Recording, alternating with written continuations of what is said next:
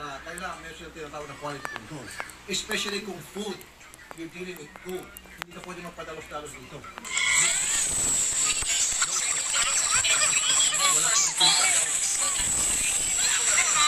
Ano, kasi wala, hindi ka naman nasakta.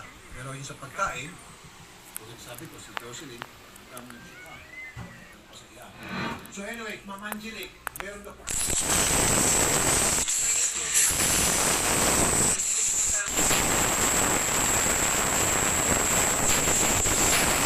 Dahil merong mga tao mag-iisip na kayo po'y namimera lang. Exactly po. Na magdududa. Pero kung kumpleto po kayo resibo,